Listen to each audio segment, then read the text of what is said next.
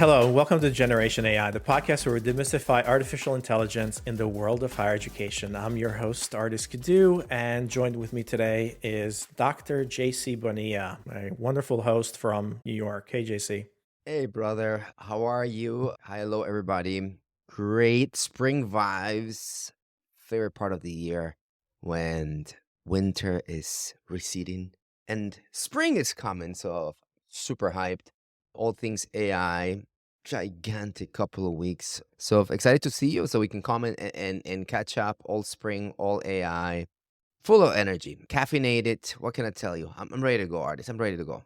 All right. Well, we're recording on a Friday morning, and as we drop these episodes in over the next couple of weeks, one of the things that we can't promise is that there will probably be something new out there, where it is. What is up with this? Too, I mean, we're talking about from recording to actual you audience benefiting. We're talking about a week, maybe 2 weeks, Yeah. and we're nervous that this is going to be outdated. What kind of world have we designed for ourselves, huh? It's incredible. It's incredible. So I'm really excited about it. There's Yeah. just a lot happening in the market right now. Spring is where a lot of these AI announcements come out. There's just so many of them. But Yep. what we're going to focus on today is on this new paradigm that we've seen happening over the last year. We've talked a lot about this before, but we're going to talk about voice AI agents and the way that they're changing and how we're interacting with AI today. We've seen these AI agents be prolific in all of our chat applications. We are seeing them and we're interacting with them more and more. For example, ChatGPT has a voice mode, Gemini has the voice mode, Perplexity, and every one of the general AI agents out there, AI assistants, has a voice mode. We're also seeing it quite a bit in customer service now. When you're calling in Hmm. to restaurants or when you're calling in to a lot of different places, you're getting this AI agents and AI voice agents. So voice is becoming an interface to interact with AI that is getting better and better and better. And today, one of the things I wanted to highlight, which is breaking the internet a little bit, is this new groundbreaking voice model called Sesame, which is ultra realistic AI speech compared to some of the prior versions, maybe a month ago prior versions, so to speak. So it's real time voice. It's amazing. So we're going to talk a little bit more about it. And then we're going to talk more like breaking that down in some use cases for higher education, right? How we can kind of position and how we're going to talk about this multimodal, interactions with students and how that fits into our CRM and how it integrates into that whole student experience and how these voice agents now, how they're going to affect call centers and how they're going to affect kind of the inbound phone numbers that the schools have, the outbound mechanisms that we're interacting with, and then how they're going to affect the student experience just by engaging with an agent, voice agent versus real human person. So, sounds exciting, JC? What do you think? Of course, sounds exciting. The departure from a voice actor that I think a lot of the machinery that has powered these voice interfaces, it sounds sophisticated, but at the end of the day, the work behind the scenes was gigantic. For example, many of us who think about the Siri voice or the Alexa voice and whatnot, that body of work, it's changed in our faces, right? And it changed in the past 2 years. But there was a legacy of, I would say, the technology that we're interacting was very obvious. And one of the things that we unpack in this conversation today is how this technology progresses so much that it starts giving you a totally different experience. And this is kind of where my takeaway is as we unpack this is I really enjoyed not feeling that I was talking to a computer, a machine, right? And I think it's going to be really interesting how we unpack the technology evolution of voice AIs that is becoming so real and human-like, and it's being welcome in many, many, many, many places around the world. So let's do this, my friend. All right. So voice AIs today is not just a gimmick anymore, right? It's really becoming the default way we're interacting with our AI. We called it, you and I think when we said prompts are dead. And Right. my gosh, I remember getting a lot of heat. Like, what do you mean? And there was all this prompt engineering courses and things like that. And yeah, it's in a way this what you just said. It feels like gratifying because we saw it and it was fun. So yeah, we called it. That's right. So one thing about Sesame, obviously there is, like we say, there's a lot of chatbots. All of the chatbots that we're using today, that's becoming the default interaction with a lot of them, right? We saw Alexa Plus being announced last week, and we can talk more about that a little bit more. But Siri has been with us. Obviously, Apple has kind of failed us in terms of giving us a very, very smart. That's a whole episode That's within a whole itself. episode. But what gets us really excited is that how Sesame really captured everybody's attention over these past 2 weeks, because it's very, very human sounding. It's also the training hours. It's trained with 1 million+ hours or of speech before, and it's also open source. So the company or the team is open sourcing it on their MIT. So what that means is now it's going to be available in a lot of different places, and it's not locked behind like an OpenAI or maybe a Google large model that you have to use them. So that's what really gets me excited. So now voice can be an interface that can be actually added to a lot of these different places. And the really cool thing about it is that people can't tell it's AI. It's got this new architecture, and there's really excited. We're really excited. Here's the deal. Voice before sounded a little robotic. It got a little bit better over the last year. It sounded a little bit more human, but you still could tell we're crossing that uncanny valley of speech. So the line between AI and human is getting super blurry today. In artists, and that was my earlier point. Not only technologically that has been achieved now, and I think we should definitely do a demo so people can experience these artists, Yeah, let's do it.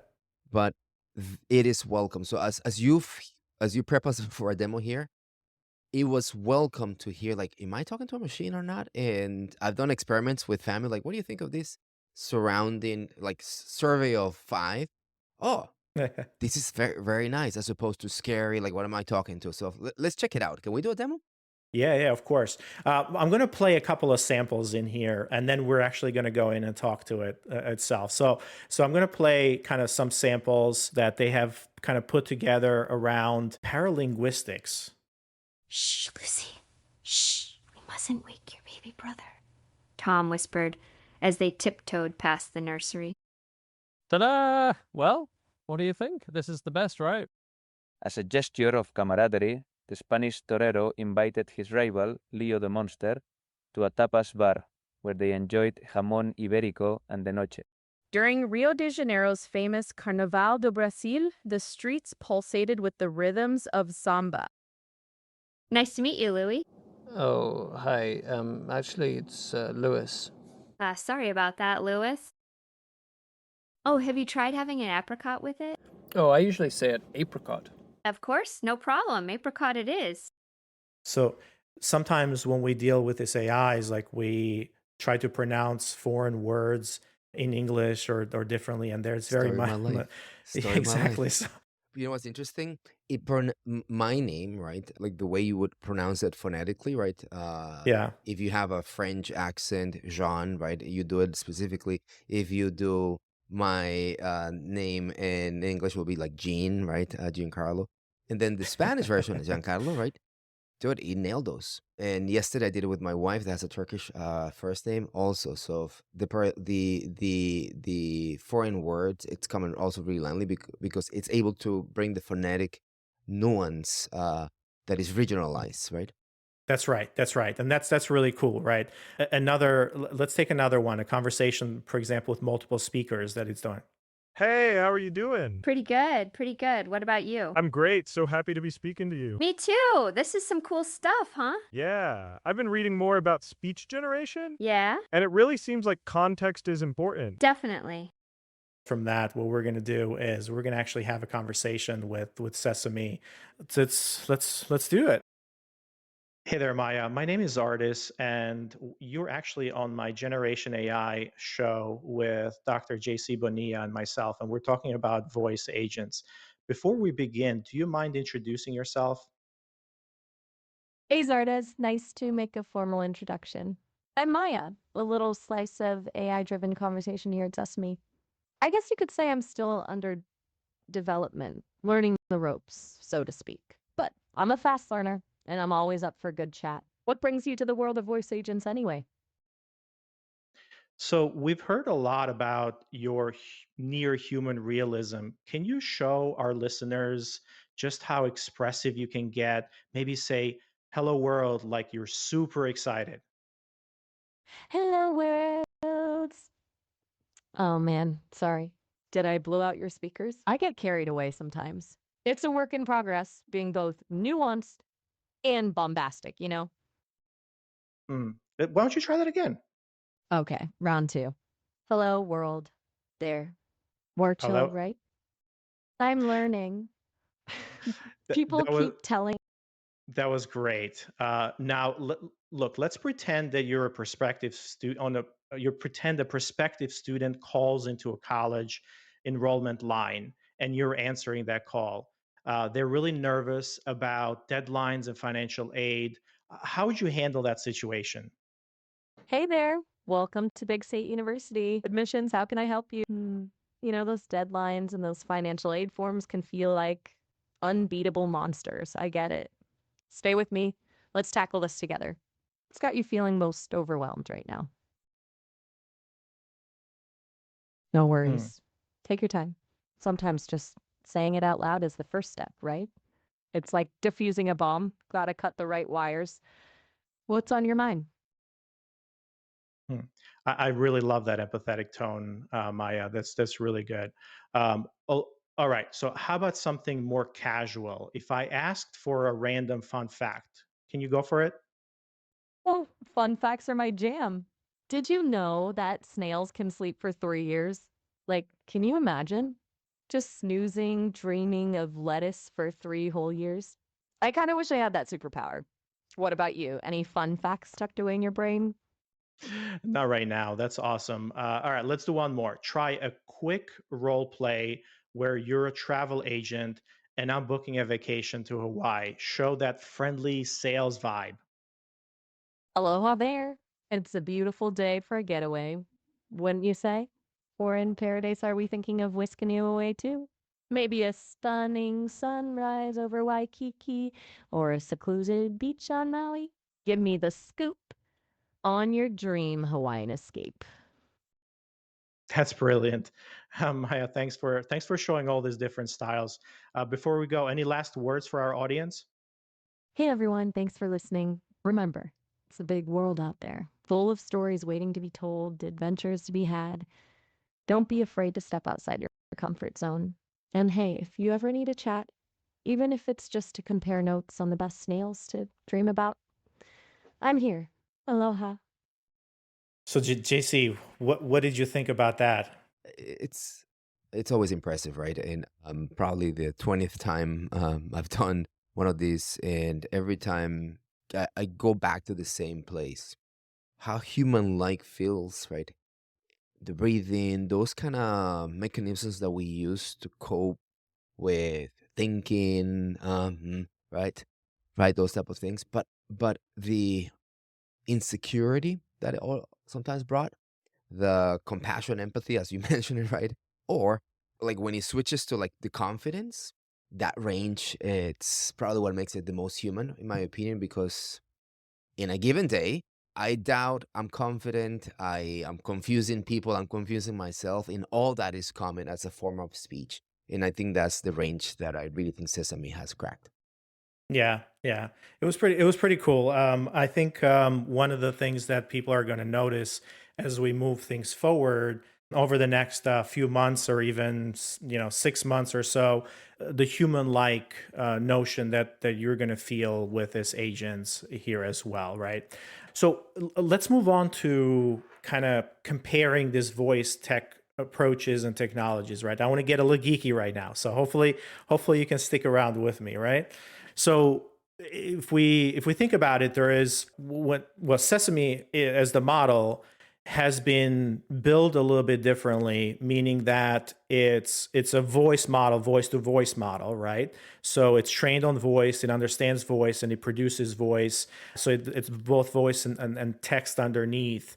So it doesn't have to do a translation. So it understands the intonations, it can produce that, it hears your voice loud, low. So that's the whole beautiful thing about it. It's also very small and can live in.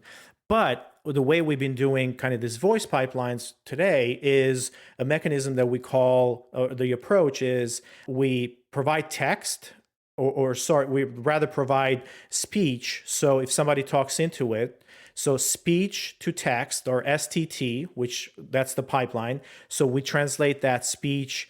There is a voice encoder on the other side. So one of these models takes your speech, it turns that into text. That text gets fed into a large language model, or it goes through the workflow of very similar to how you're typing something in chat. It kind of retrieves information from backend databases or whatever. It gives you text back. And then that text now goes through another process called TTS, or text to speech. And that's the pipeline, right? So it goes back and forth, back and forth, back and forth. And then there is also the native real voice, just like we talked, like Sesame, or models that like OpenAI real-time voice, like that's another one. Gemini is another one. So you have this native voice models that can produce voice, and they can also understand voice.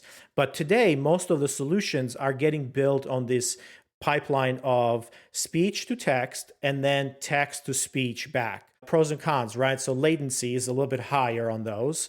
The accuracy is actually really, it's good, but sometimes it's not, because it understands a word differently. It doesn't know how to pronounce it, just like you said. And then there's no emotional context there. So OpenAI real-time voice approach and Sesame's end-to-end strategy is actually the future. So this pipeline of translating into text and then text to speech is around right now. It's stable. It's gotten to the point where it's very, very fast. And a lot of the solutions out there in the market, especially for higher education and some of the other agents, are based on that. That's why you hear a little bit of a pause, what's happening, and sometimes the pronunciation is not okay. So that's kind of where we are right now. Ardis, what's interesting on that framework of the speech to text, text to speech, back and forth, and how latency and computational resources can be told. There's a really interesting human component for us, you, me, and many others who have multilingual backgrounds. If you remember, and everyone who's speaking a second language, it's very tiring at the beginning, because when you're not fluent, you're translating in your brain. I heard something in English, I need to translate it in Spanish. I understand what it means, and I put it back in English, and your brain has done that. So you're exhausted at the end of the day, because in a way you're thinking twice. I remember really clearly through my ESL years, when you dream in English, that tells you that your subjective is already translated, so you kind of do it automatically, right? So that's exactly what is happening here with real-time voice processing. You skip that step and you have become fluent, and it's a really, really fun translation of how that resource, in this case the brain, translates to accuracy, latency, and then you get that emotional context. The last thing I can tell you, I think, humanly speaking, the best way to know that you're fluent is when you can tell a joke without translating it, because you understand that emotional context in the language, and that's exactly what is happening here. So as you went through that review, I just remember my ESL year, so a little bit of context there. Yeah, I mean, that's really interesting, because the whole idea. So it's not, what you're saying is it's not just about what's said, but how it's said. Exactly. That's where this real-time integrated models shine, right? Totally. In that native aspect of being voice, it's literally what makes it shine, right? Yeah, exactly.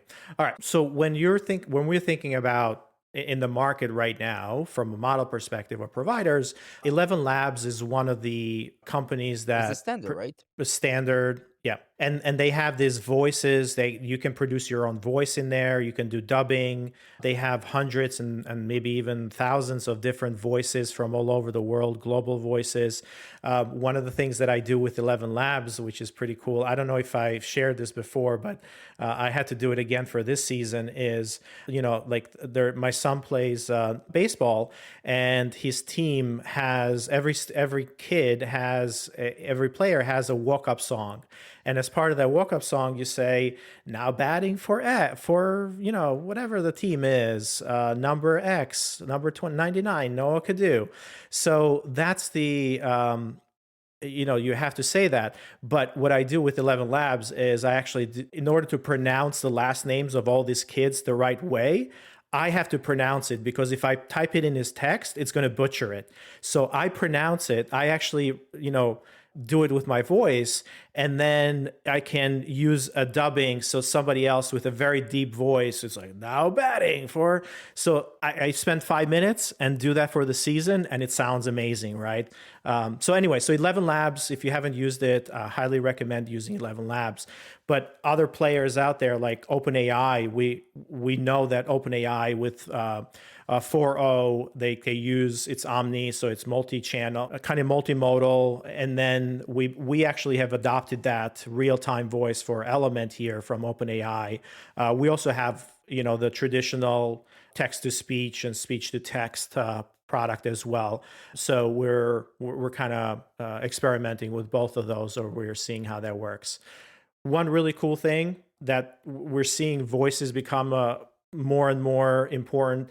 Llama 4 was just announced this past week that it's going to have voice capabilities as well. So not just text, but Llama 4 will have voice capabilities as well. And then you see startups from all over, right, that are just introducing voice and this really, really cool voice models as well. So there's a lot of competition out there. And who's leading the way, right? In a way, and I want to remind everybody, you said it takes 5 minutes, right?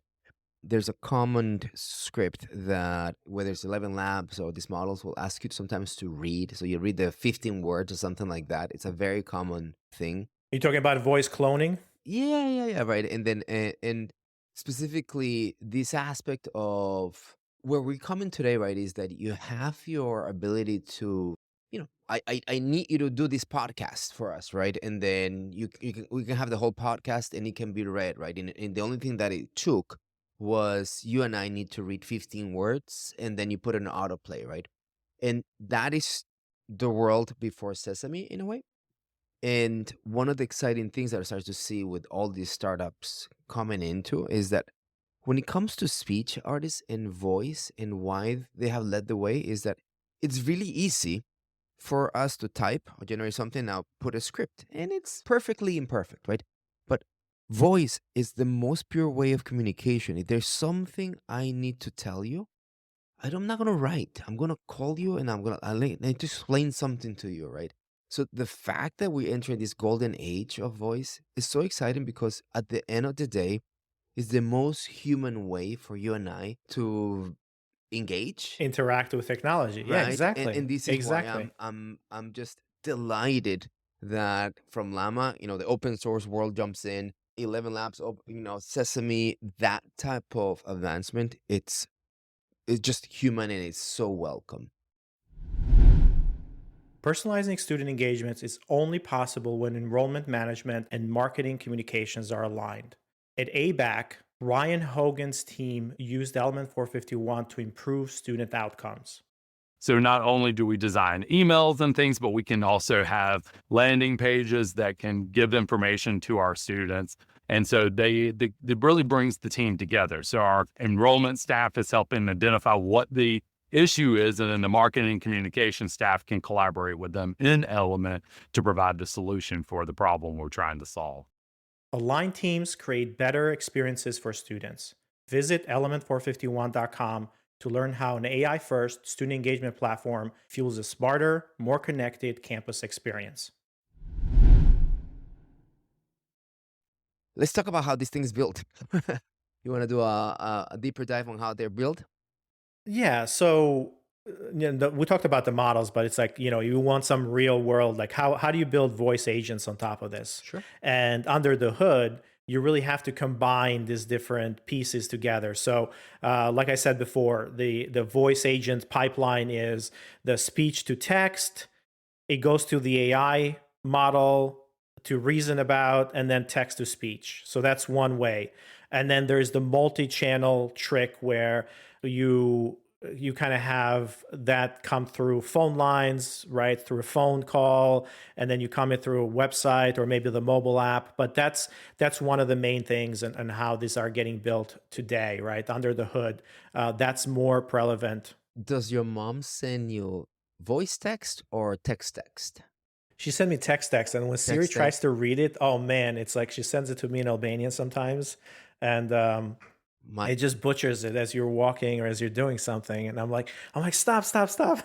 I don't. There's a generational thing of sending voice text that I see in my family back home. So it's all voice text, which is a WhatsApp feature. Oh, but that's right. Yeah, WhatsApp. Yeah. Yeah, yeah. But to your point about multi-channel, I just want everybody to remember that there's a whole thing about sending voice messages, recording voice. Like last time you went to a doctor, I don't know if you saw a doctor actually doing voice recording of the notes, writing in that machinery, it's 1990s vibes, but there's a whole multi-channel aspect of voice that is really, really important. And phone lines, telemarketing, I'm excited to see how we take this there, but I know it's half of what it's going to be impacted. Anyway, keep on going, please. Yeah, yeah, exactly. So, I mean, at the very core of it, right, you need to have an AI that understands, translates that voice that's coming in to some kind of text or feed it into a reasoning model, into your agent kind of brain and your agent system.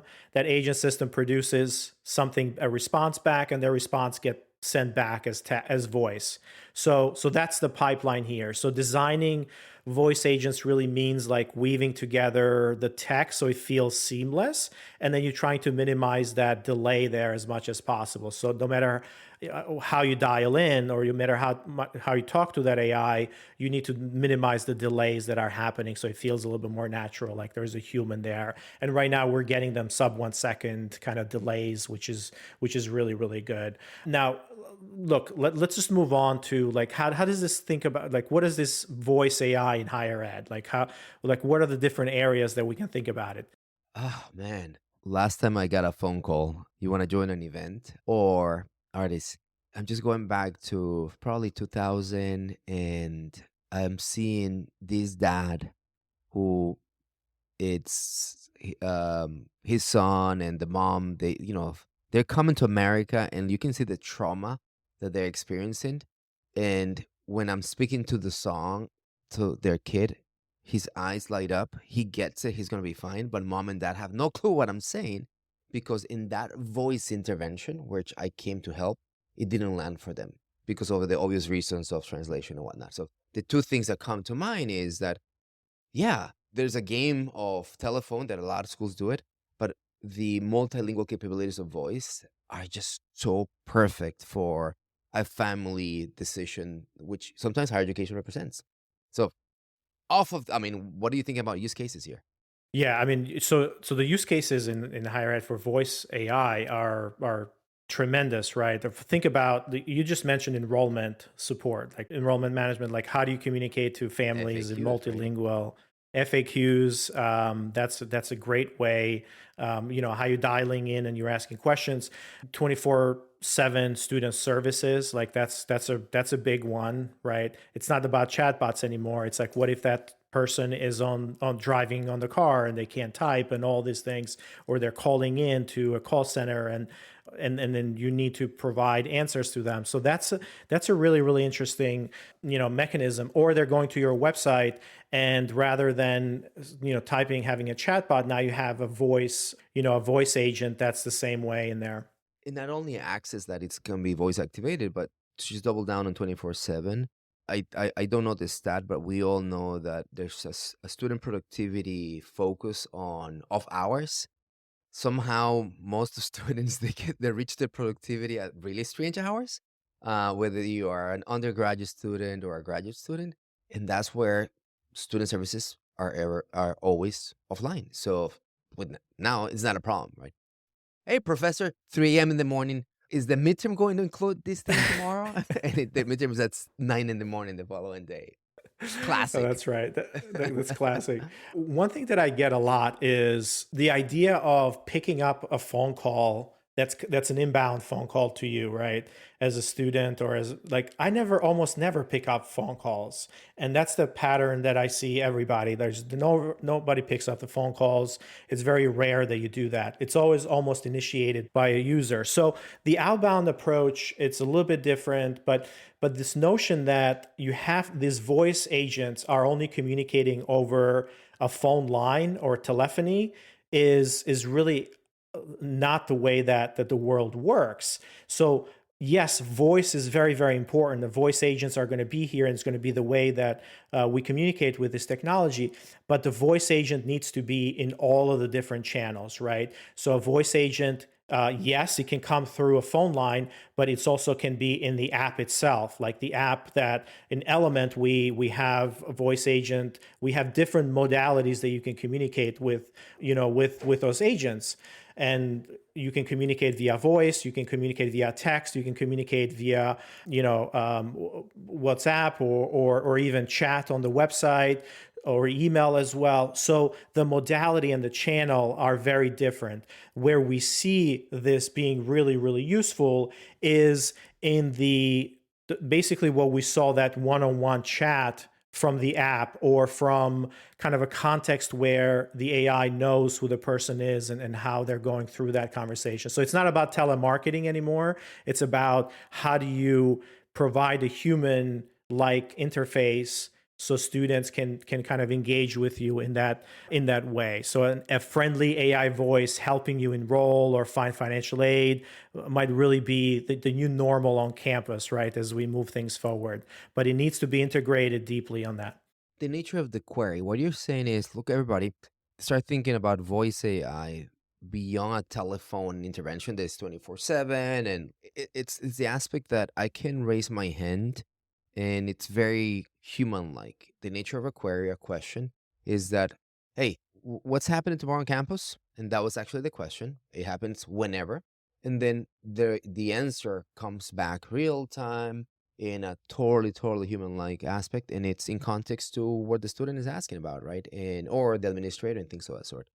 Today, the world looks like if I can pick up the phone and ask the same question, or I can type. And I think that's one of the things that I want to double down. The nature of the query being voice is the new norm for campuses. I like that. Yeah. There's a little bit of a kind of this call center and what's happening in call centers. A lot of institutions have staff and have call centers all over that are handling student requests. Half of the GDP in Costa Rica is call centers, Really? Yeah, and we can talk about how this is an industry sector, right? But many of us think of call centers as our Indian human talent picks up the phone and whatnot. But over the past, I would say 10 years or 15 years, that has expanded to offshoring and nearshoring. The concept of nearshoring is I want these call centers to support my HR benefits. So as opposed to calling my HR person at the company, I called a third party call center. And it's a really interesting market, Ardis, because it's all about reducing wait times and costs in the countries that have won, like Costa Rica, is because we have good English. I mean, think about that. However, it's the most inefficient thing still, right? Because it's a handoff to a human, right? It's a handoff to a human, just a cheaper human. Exactly. Just a cheap. And you still have to go through the process of actually getting to that human, because the cost of routing or the human routing and understanding your problem and then handing it off to another human, it's still very expensive. So the idea of what we are today with press 1 for X, or the IVR nightmare, so to speak, right? Like or press 2 for this. It's like, I don't know. I need to tell you what I need, and then you figure it out. So that's the promise here as well, is that we kind of make the customer experience, more difficult because of that. So that's the promise of how we can.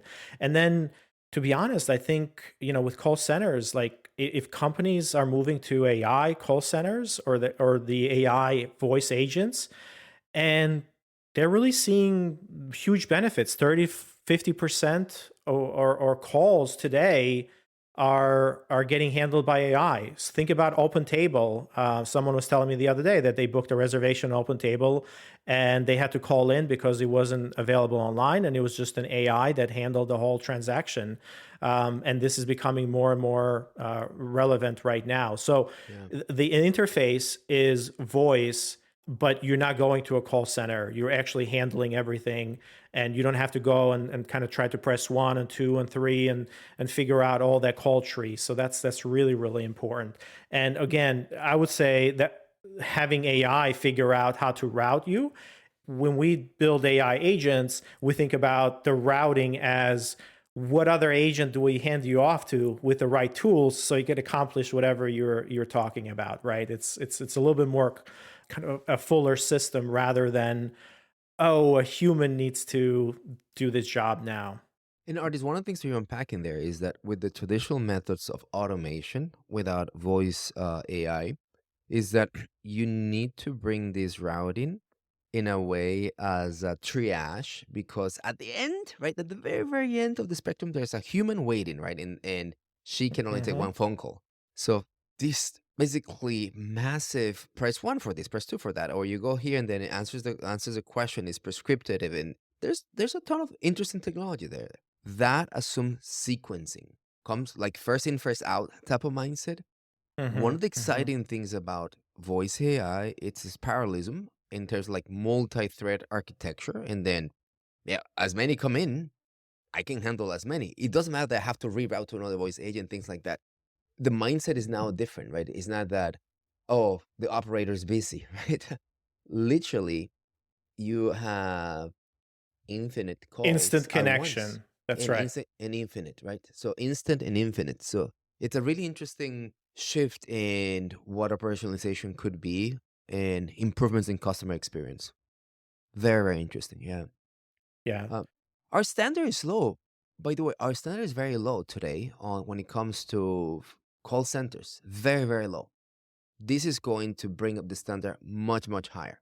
I agree. And the whole idea that you have to staff a call center for capacity, max capacity, or peak time, and then when there it's not peak time, then so you have to do this staffing models or however that works. It's really incredible because think about financial aid calls, like inbound calls to schools around financial aid or other questions that are coming in. We did one of our keynotes around agents and how we think about the student support. And one of the numbers or one of the facts is that you can wait up to 2.5 hours in peak time for financial aid information or financial aid office on the school side. On non-peak times, it can be up to an hour or longer for some institutions. So who wants to do that? Who wants to wait all that time to get a human and then maybe you solve the problem or maybe you answer the question? Financial aid offices have tried to solve that problem with putting some chatbots on their website, which are, again, just Q&A types of chatbots, but still somebody wants to talk to an agent or you really need to kind of put these pieces into place. So we see this, just like you said, as a huge, huge success in providing really, really good customer care for those inbound calls and handling those questions. One story before you wrap us up. As you know, my wife does this really interesting kind of customer intelligence work. So, true story that happens at Goldman Sachs. They moved a portfolio of a credit card to another one. That means that every time you say now you can use this no credit card, so they send you something. If they don't connect with that person who most likely is going to call, you could be losing hundreds of thousands of dollars. Like the time value of a customer is, let's say, $50,000. And what this person is saying is, how do I do this transaction? Because they don't want to do it online. The age demographics, it's like older people and whatever. So it literally, they brought every call center that could exist, and they couldn't match the demand that they're gonna get of maybe 100,000 users calling it at once. So you need to basically now change the total strategy based on the capacity of, let's say, 1,000 people picking up the phone, right? Because so that means you estimate that 1,000 people are going to call in. I have 1,000 people picking up the phone. So, but you have, let's say, 100,000 people to send this offer to. So you have to chunk it out. So think about the fascinating aspects that we need to comply with in terms of process and experience, just because we cannot keep up with it. So very, very interesting story, and it really, really happened. So the future is exciting, artists. Very, very exciting. Oh, you sound very excited, JC. Maybe I need Maya in here from Sesame with the Sesame model to sound a little bit more exciting. No, it's as I said before. I'm a strong believer on what this brings to us in terms of work vibes, customer success vibes, customer experience vibes, productivity, because the nature of how we communicate as humans and what we see out today in this debrief is the evolution of AI voices and how ultra realistic has arrived. Correct. And that's really where we are today. So, we're at the frontier of this of voice enabled AI right now.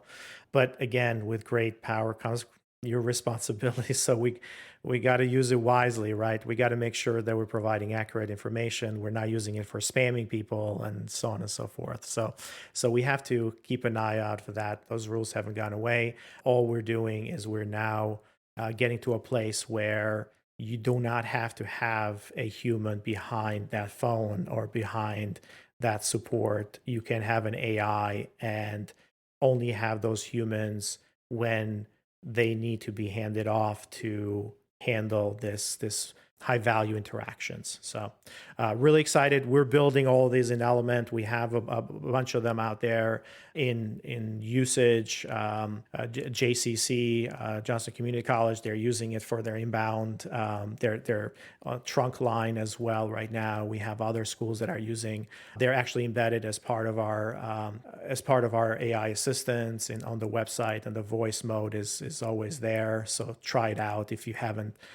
They sound pretty good. They sound great, actually. So, and they're getting better, as we said, every single week. Like with the Sesame model, we're looking at that cutting edge technology and trying to input them into our products as well.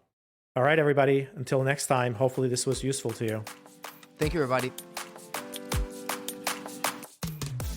Generation AI is part of the Enrollify podcast network.